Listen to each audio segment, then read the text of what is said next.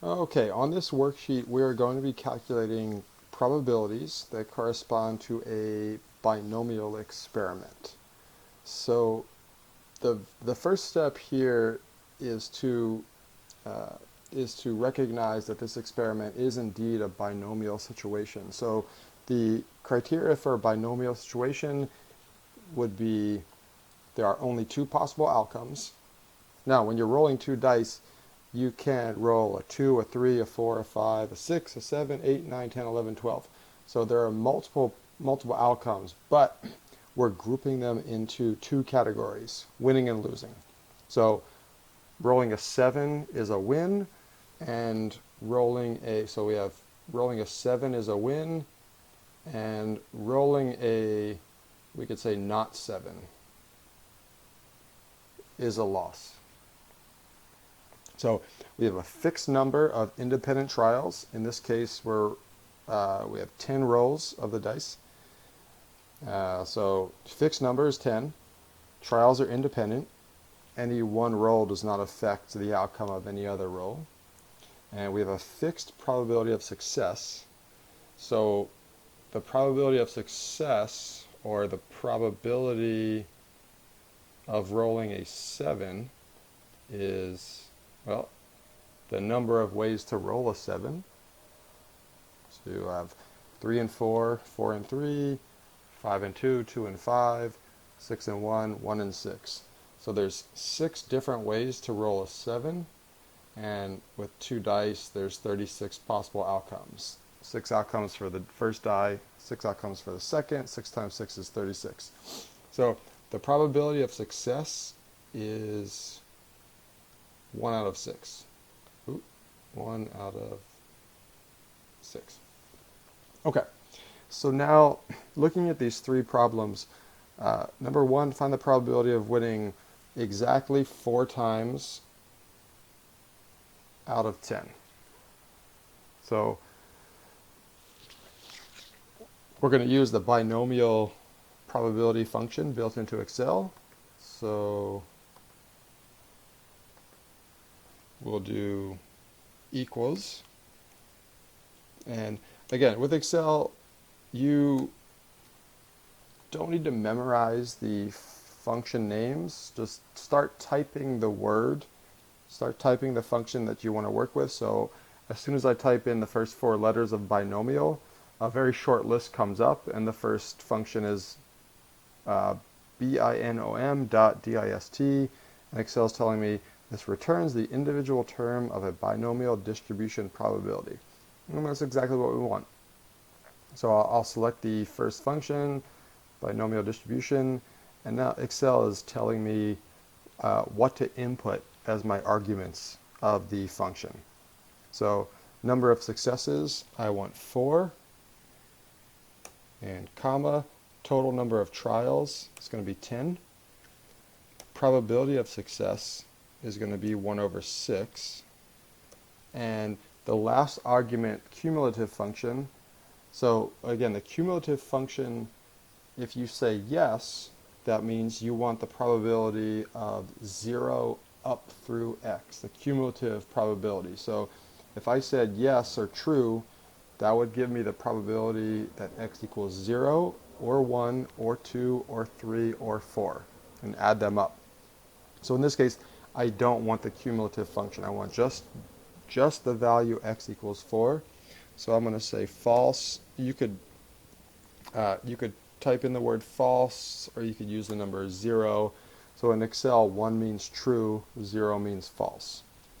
Okay, so I'm saying give me the binomial probability of 4 successes out of 10 trials with a success rate of 1/6, and cumulative function is off, so I'll obtain the probability of exactly 4 successes.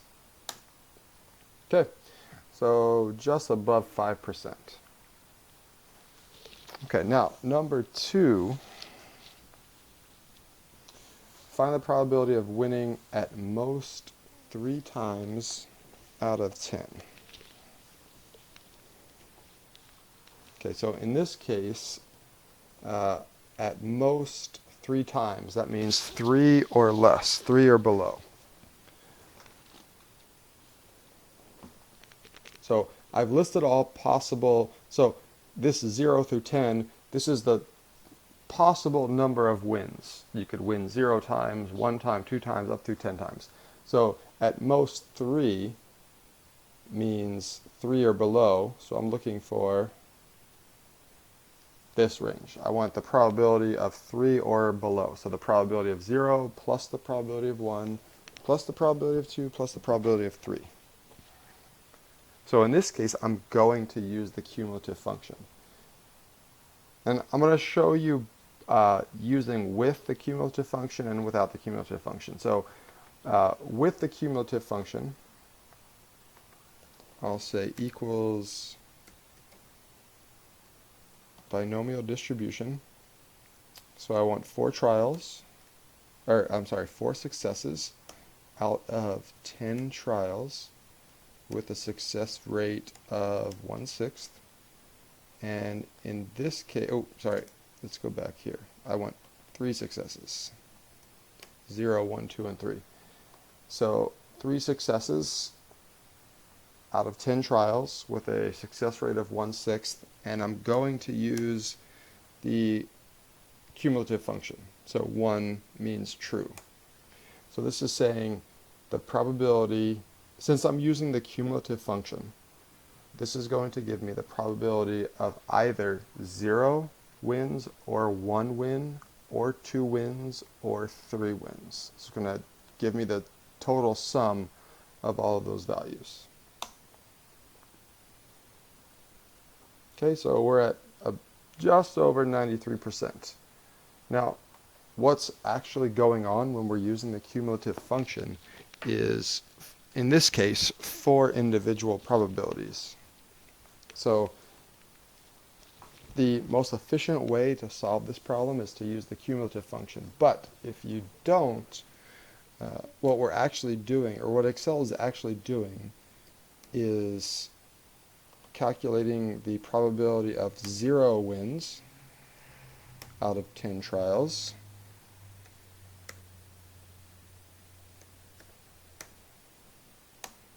and the probability of 1 win, so equal binomial distribution 1 success out of 10 with a success rate of 1/6,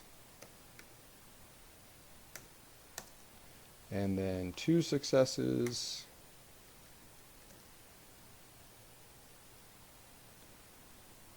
so that's 2 successes out of 10, success rate of, again, 1/6, and 3 successes.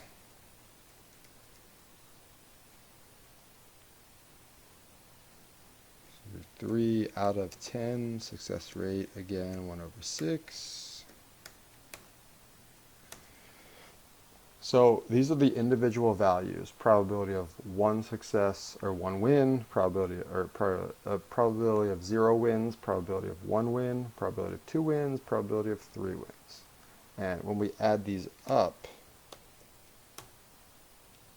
we should get exactly the same answer from number 2 above, just over 93%, and we get exactly the same value.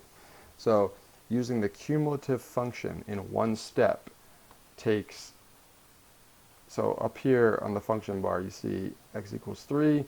Using the cumulative function, that takes the cumulative sum of all probabilities from 0 up to the x value. In this case, x equals 3. Ooh, I want to get rid of that. Okay.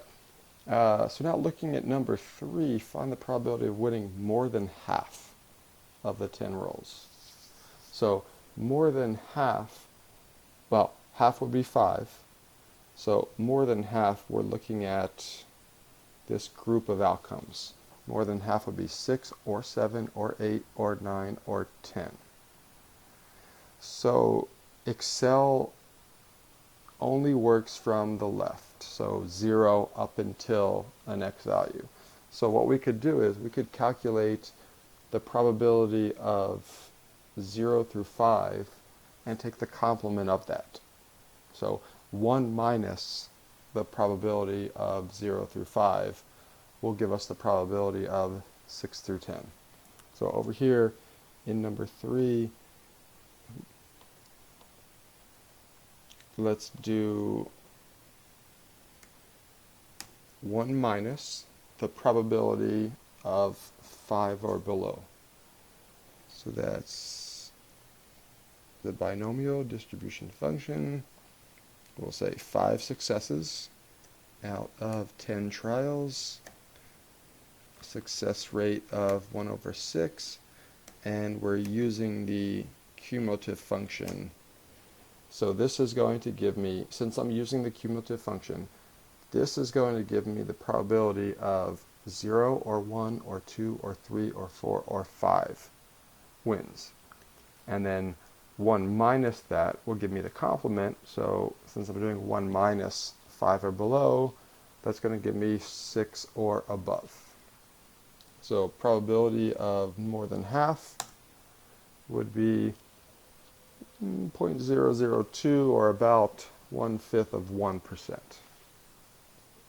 Okay, that about does it for this one.